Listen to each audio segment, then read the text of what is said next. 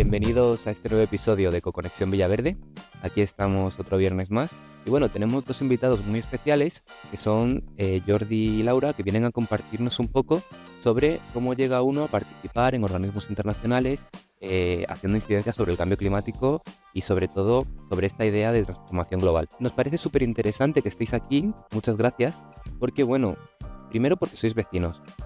Algunos con más recorrido, otros con menos, pero que vivís en el barrio y que, bueno, estáis representando no solo Madrid y España en estos organismos, sino, oye, también Villaverde, y eso mola, ¿no? Entonces, nada, me encantaría que empezaseis presentándoos. Bueno, yo me llamo Jordi López, tengo 18 años, ahora cumplo 19. Soy de Barcelona originalmente, pero ya llevo un año y medio en Villaverde Bajo, en la zona de Butarque. Y nada, yo empecé básicamente con el tema de las COPs y sobre todo con la acción, vamos, climática a los 14 años, cuando vine aquí a Madrid, al pabellón de IFEMA, a participar como voluntario de acompañamiento y redes sociales en la COP25, que fue una experiencia, bueno, increíble, la verdad, que me abrió bastante los ojos sobre lo que es la crisis climática, sobre todo para un niño de 14 años, ver a políticos, ver a, digamos, en la esfera internacional, fue increíble en ese sentido. Luego llegó la pandemia, el confinamiento. A partir de ahí estuve en varios programas de intercambio con Estados Unidos becado, que eran todos virtuales, también que me ayudaron a mejorar, digamos, mi nivel lingüístico y que sobre todo estaban enfocados también en lo que sería el grassroots activism, o sea, el activismo, digamos, de calle, de raíz. A partir de ahí también estuve con varios cursos, digamos, de formación, sobre todo enfocados en temas de, digamos, infraestructuras, climáticas, adaptación, mitigación, salud y cambio climático. Y ya en 2023 continué con varias acciones de calle, con varios grupos activistas en los que estoy metido. En 2023, en enero, fui a Ginebra a una cumbre y luego en febrero estuve aquí en Madrid otra vez, en el Congreso de los Diputados, en una ponencia que organizaba Plataforma de la Infancia sobre, bueno, pues infancia, juventud y cambio climático. Y ya en 2023, bueno, pues hice la selectividad, entré en la Universidad Carlos III de Madrid, en el doble de políticas con estudios internacionales. Y ya en 2024, pues he estado con varios proyectos interesantes. He estado trabajando con National Geographic and the Nature Conservancy en una pasantía que básicamente era de investigador de, digamos, recursos de agua dulce, que eso estuve entre febrero y abril. Luego también en ese periodo y sobre todo en 2023 estuve con una huella de carbono que diseñé yo mismo y por la cual UNCSLR me reconoció como un agente de cambio y que fue testada en Barcelona por 250 jóvenes. Y ya he estado trabajando también con varias campañas de la Fundación de las Naciones Unidas y ahora voy a ir a la COP29 como delegado joven de España a partir de un proyecto del ministerio que se llama Generación Clip. Wow, impresionante, muchas gracias. Cuéntanos ahora tú, Laura. Pues por mi parte me llamo Laura Jarandilla, soy vecina de Villaverde Alto desde que nací y bueno, comencé a implicarme desde bien pequeñita yendo a manifestaciones con mis padres, haciendo recogidas de basura en los parques cercanos a mi barrio. Luego profundicé más, llegados los 16 años aproximadamente, al entrar en un programa becado que se llama Oportunidad al Talento, donde aprendimos sobre ciudadanía global y entre las cosas que tratamos fue el cambio climático. Y bueno, a raíz de ahí me empecé a interesar muchísimo por la política y actualmente estoy estudiando el grado de Filosofía Política y Economía, que me parece muy interesante tratar estudios así porque al final es algo que es muy transversal, te da visiones muy diferentes. No solo aprendes sobre ciencias políticas, sino que tienes una mirada más práctica, organizativa, como por ejemplo la economía, y más crítica por parte de la filosofía. Y bueno, actualmente me he empezado a implicar un poco más con el activismo. En septiembre estuve en la conferencia local de la juventud, en la que estuvimos un grupo de jóvenes en León. Hablamos con la ministra Sira Rigo de Infancia y Juventud y estuvimos tratando sobre temas del cambio climático. Actualmente soy miembro de Equipo Europa y he iniciado en el activismo climático con Fridays for Future. Muchas gracias, Laura. La verdad es que estoy impresionado porque la verdad es que me parecéis muy jóvenes los dos y tenéis un currículum impresionante. Entonces, bueno, sí que me gustaría hacer las cosas un poco en orden, porque habéis dicho los dos muchas cosas que yo creo que son muy interesantes, pero muy condensadas. Entonces vamos a ir desgranando y lo primero que quería preguntaros es ¿qué es una COPE? Bueno, pues se podría decir grosso modo que una COP o Conferencia de las Partes es la máxima cumbre mundial del clima. Es donde se reúnen los políticos en el caso de la segunda semana, la semana política, y en la primera se reúnen, digamos, técnicos para discutir cuestiones climáticas, que van variando según cada edición. Además, como cumbre como tal, se celebra en una sede rotatoria, es decir, cambia de país, cambia de ciudad y generalmente también cambia de continente cada año, que es cuando se celebra. Y nada, sin entrar demasiado en historia, sobre todo diría que comenzó a partir de la cumbre de Río de 1992, que fue como el establecimiento de toda la base técnica del marco climático actual a nivel global casi.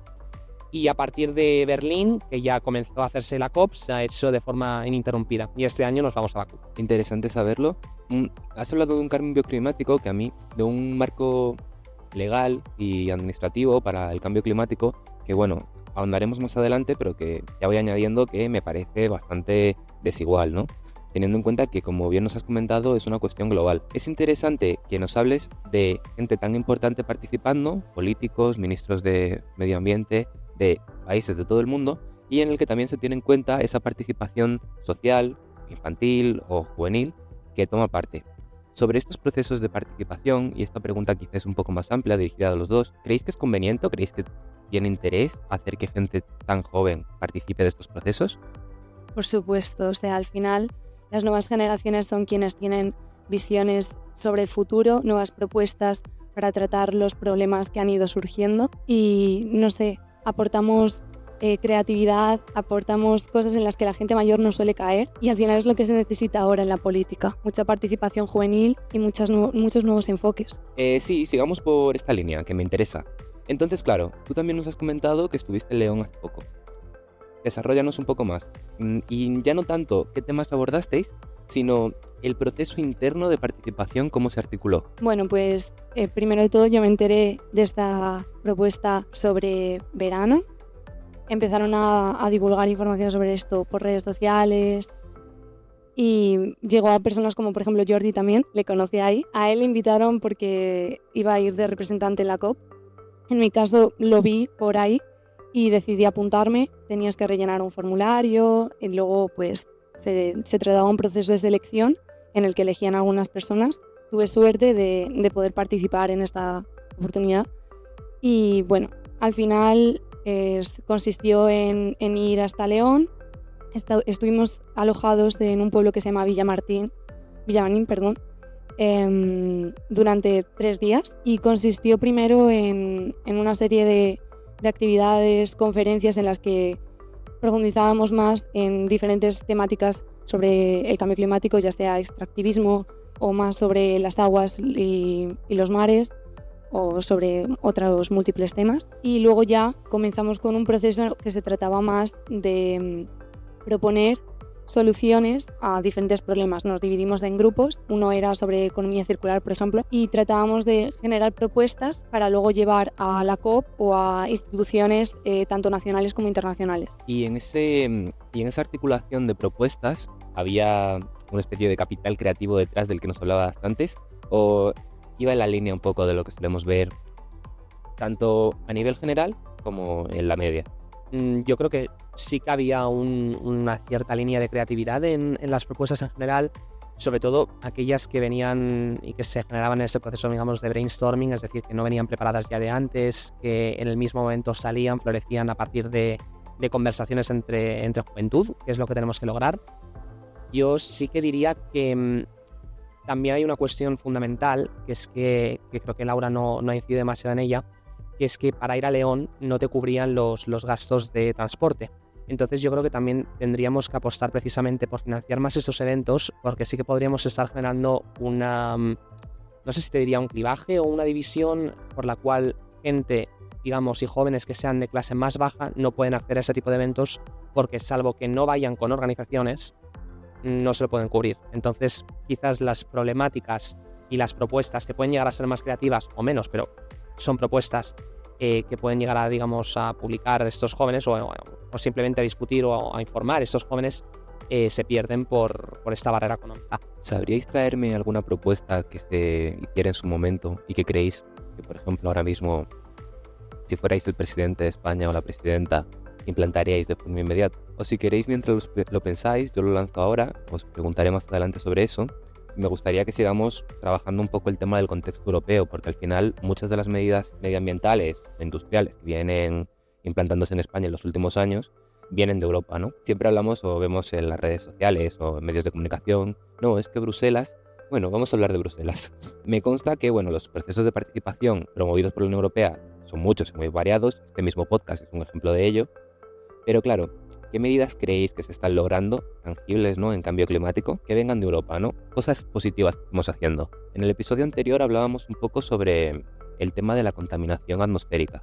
En Madrid esto se materializa con lo que antes era el Plan Madrid 360 o Madrid Central. No sé muy bien cuál es el nombre actual. Pero bueno, sí, esta iniciativa que surgió en el gobierno de Carmena y que ahora viene continuándose en el gobierno del actual alcalde. Pues a nivel europeo, por ejemplo, la neutralización climática está propuesto, por ejemplo, por el Pacto Verde Europeo, conseguir 0 emisiones para el año 2050. Creo que son propuestas, por ejemplo, que están surgiendo que me parecen geniales a través de, ya sea, por ejemplo, el fomento del transporte público. Por ejemplo, de lo que hablaba Jordi, de las barreras económicas antes. Yo, por ejemplo, me pude financiar el ir a este proyecto de la LECOI debido a que había, por parte del gobierno, rebajas en el transporte durante el verano para los jóvenes. Pues fomentar medios de transporte públicos es una de las formas de ayudar con esta neutralización climática. También mediante energías renovables. Y luego otras propuestas también que hay sobre el urbanismo, por ejemplo. Creo que es algo que, sobre todo ahora con lo que está, por ejemplo, pasando en Valencia con la Dana, es importante tratar, porque no podemos seguir construyendo en cauces de ríos. Tenemos que comenzar a pensar más en las ciudades, en añadir más vegetación, no dejar las riberas de los ríos sin zonas verdes, que al final sirven para, por ejemplo, absorber el agua cuando hay una crecida de los cauces. No sé, medidas así me parece que se están llevando a cabo en la Unión Europea, que creo que se tienen que seguir llevando y tienen que ser más ambiciosas de lo que ya son y continuar por esa vía. Antes, cuando Jordi comentaba que todo esto empezó en Río, hace ya más de 30 años casi, ¿no? Yo dije, wow, 30 años, hemos avanzado, seguimos igual. A mí me da la sensación, por lo que he visto y un poco, vale, ya no puedes fumar en los hospitales, bien, pero sí que me parece que hemos llegado a una especie de punto muerto en el que nos estancamos y en el que quizá esa reducción de emisiones, con todo el tema de las energías renovables, que hay quien las sigue vendiendo como una especie de futuro, pero que también vemos que llevan muchos años instauradas. En el caso de España, por ejemplo, pues mismamente somos el país de Europa que más horas de sol tiene, pero a su vez somos de los países de Europa que menos energía solar y eólica produce. Entonces, bueno, como que hay una especie de marabunta aquí que sí que me gustaría que nos ayudaseis un poco a limpiar y a limar un poquito más. En relación a esto, me gustaría saber vuestra opinión sobre este tema, básicamente. Bueno, yo creo que sobre la pregunta de si se han hecho avances, yo creo que es cierto que los avances generalmente son lentos, llevan su tiempo y no suelen venir en el momento adecuado. Estamos viendo que, por ejemplo, en el caso de Valencia, con lo ocurrido en la Dana, los protocolos de seguridad y los protocolos de alerta temprana fallaron, la gestión pública tampoco ha sido, francamente, la mejor, ha sido nefasta en prácticamente desde todas las administraciones, y al final yo creo que ese tipo de catástrofes acaban ayudando a que este tipo de, digamos, de medidas de adaptación contra los desastres naturales se mejoren, aunque bueno, esto generalmente viene a costa de vidas humanas. Y también en el plano más internacional, yo creo que sí que hay medidas que se están discutiendo ahora mismo que afecten sobre todo a lo que sería Madrid, que podrían implementarse en un futuro próximo, al menos a 10 años vista, y que sobre todo son bastante esperanzadoras, enfocadas precisamente en ese tema que estábamos hablando anteriormente de adaptación y mitigación. Yo he estado mirando un poquito, digamos, de investigación sobre documentos que van a tratar ahora en las comisiones en la COP, y sí que está, por ejemplo, la temática de descentralizar servicios a la periferia, que en el caso de Villaverde, aunque no somos periferia como tal, todavía somos Madrid, sí que somos un poco... Bueno, somos la periferia de la ciudad de Madrid. Exacto. No la periferia de toda la área metropolitana, pero sí que somos un poco los barrios más olvidados de la capital. Entonces, precisamente esa descentralización de servicios es bastante importante. Luego también, como estaba comentando mi compañera Laura, este intento, digamos, de redefinir los espacios urbanos mediante PERIs, que creo que el barrio se está haciendo ya alguna por parte del Ayuntamiento de Madrid en el norte, corregirme si me equivoco, en la zona de Chamartín. Cuando dices PERIs, ¿a qué te refieres? Planes de reforma integral o planes espaciales de reforma integral, creo, que son básicamente grandes remodelaciones urbanísticas en las que se tienen en cuenta, digamos, un intento de impulsar transporte sostenible, de crear sumideros de carbono urbanos para captar, digamos, las emisiones de carbono, y bueno, eso para empezar. Y luego, eso también lo diría yo más a futuro, una reclama que también creo que debemos hacer desde la juventud y el tema de movilidad sostenible, es intentar calcar el famoso modelo de cercanías berlinés, que también iría bastante bien para barrios como Villaverde, porque claro, al final nosotros tenemos la estructura de Madrid como una ciudad radial en la que si yo me quiero ir hasta Vallecas, no puedo ir desde Villaverde Bajo o Villaverde Alto, tengo que pasar por Atocha y luego por Atocha cogerme otra línea de cercanías.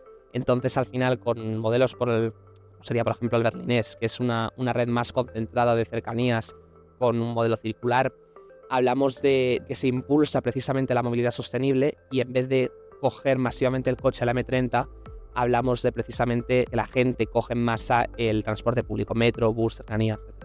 Hay dos cosas que has dicho que me gustaría puntualizar un poco. Bueno, cuando hablabas de los PERIs, imagino que te referías al plan de caballo de batalla que lleva el Ayuntamiento de Madrid desde hace bastantes años, el Madrid Nuevo Norte creo que se llama. Madrid Nuevo Norte, justo. Y luego también esta Operación Campamento que lleva años parada. Y ahí me surge el debate que siempre se habla, sobre todo en el campo de la sociología urbana, de si el modelo de ciudad al que nos movemos es esta revitalización entendido como tiro abajo lo que hay y vuelvo a construir encima, o si adaptamos lo que ya existe a través, bueno, de adaptación climática de los edificios, ese acondicionamiento, esa habilitación para edificios que ya son muy viejos, que también entra, bueno, dentro de los planes que ahora mismo tiene el Ministerio de Transición Ecológica.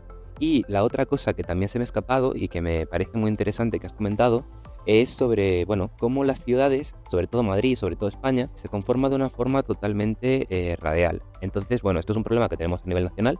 Es un problema que ya viene desde 1855, cuando se ponen los primeros planos de cercanías y de tren en España, pero que hemos mantenido y que no hemos hecho ningún esfuerzo por cambiar. Es algo que, bueno, desde que yo estaba en esto de primaria ya se venía diciendo, no, si es que este es el problema del sistema, ¿no?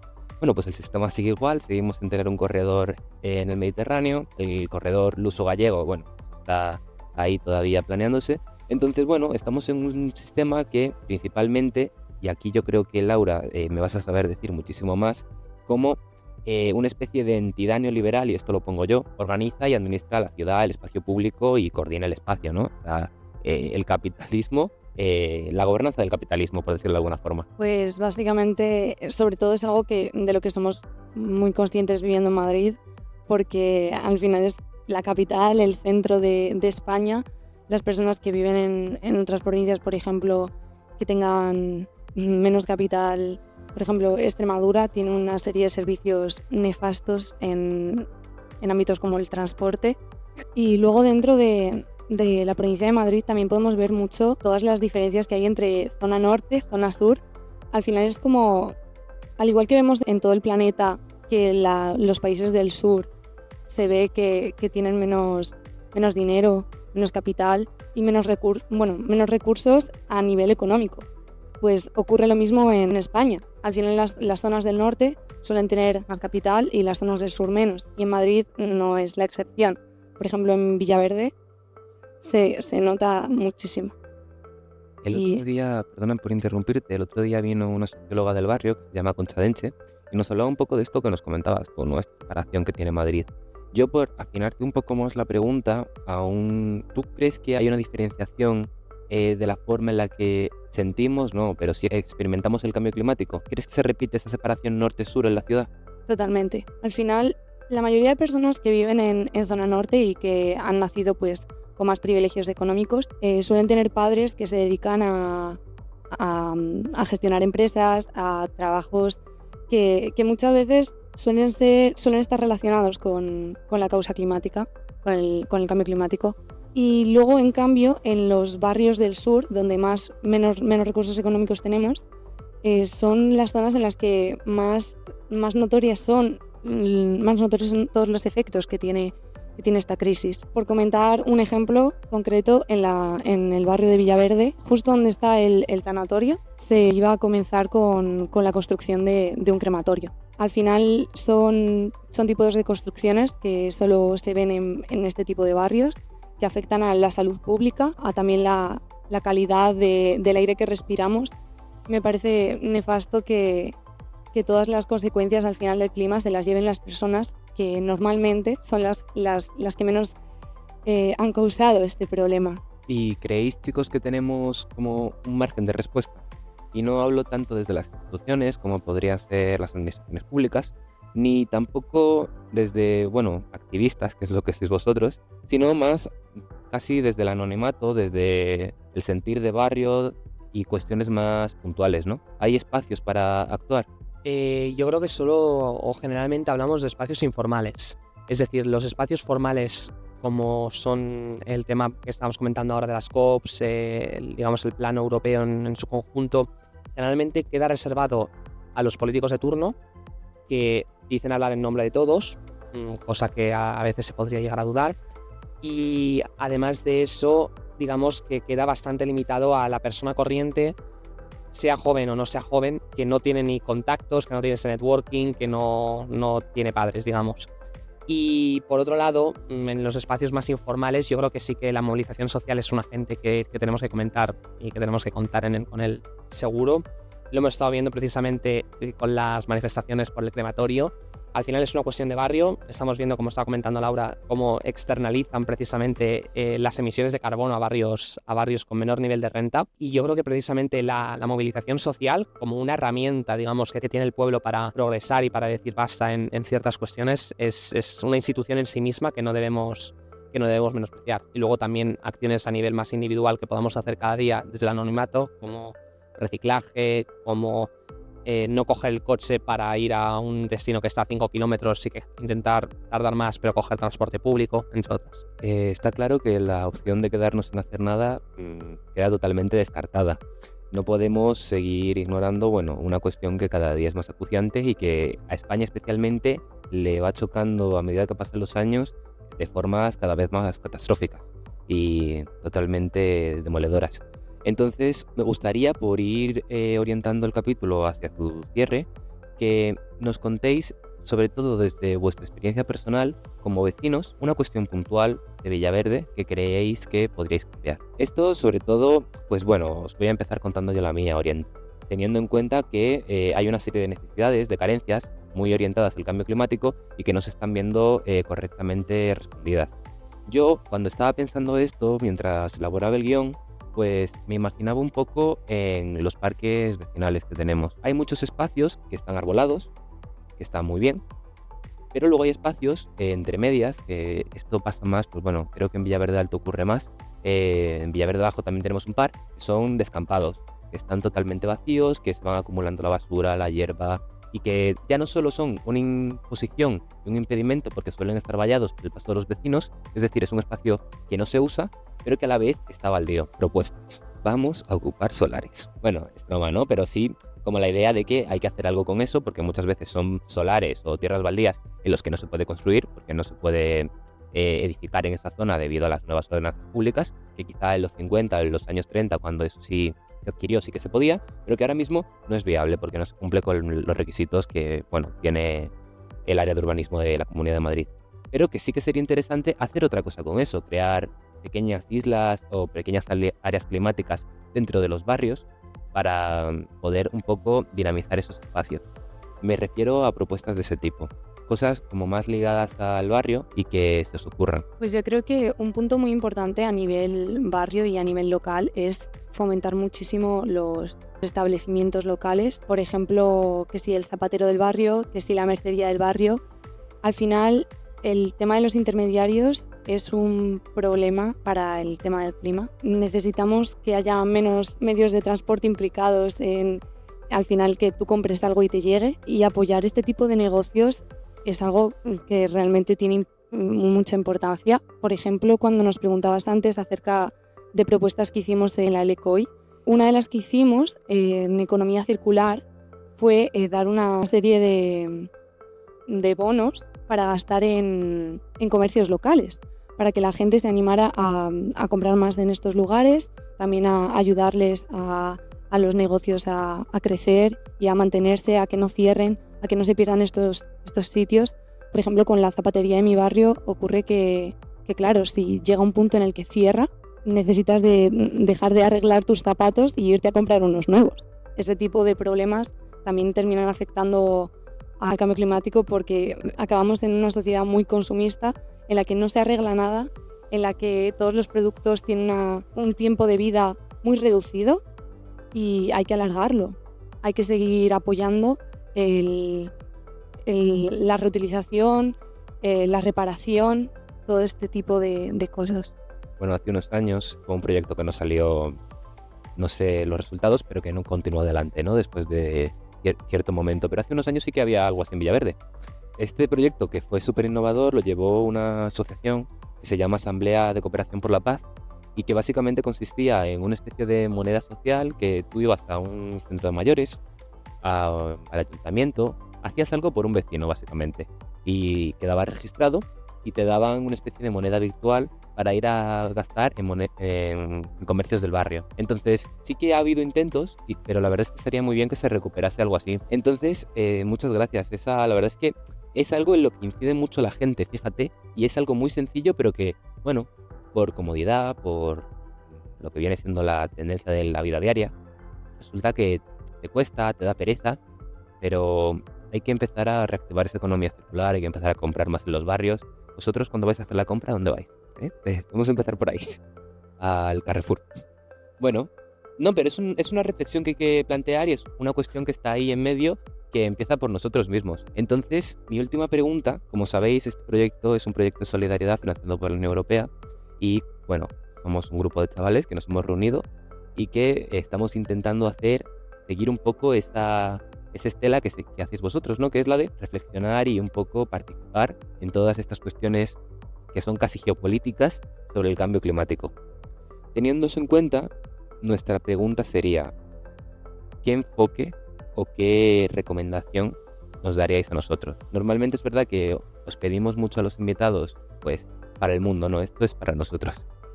Yo sobre todo os pediría que siguieseis imitando a la juventud, porque creo que es absolutamente sustancial que se escuche las voces de los jóvenes, sobre todo de jóvenes que vengan de contextos totalmente diferentes, también de contextos más desfavorecidos, contextos de personas que vengan de espacios de inmigrantes, que no hayan tenido ni la oportunidad, de crecer en este país con las oportunidades que tenemos, y que sobre todo también puedan haber experimentado problemáticas que trascienden más la mera cuestión urbana, es decir, tanto temas de refugiados climáticos, cuestiones de género también.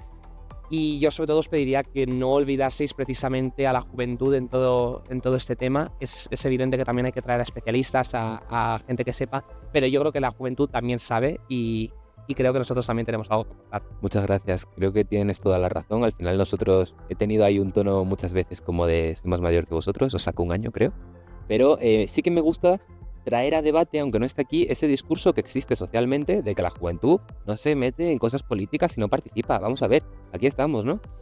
Entonces, bueno, ha sido por eso. Y te escucho, Laura.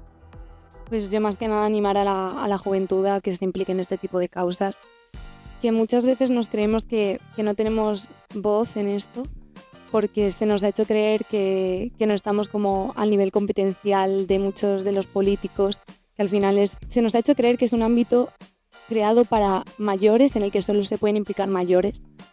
Y nosotros también tenemos una visión muy importante que dar. Tenemos propuestas muy interesantes en las que normalmente gente mayor, como tiene pues otras experiencias de vida, no cae.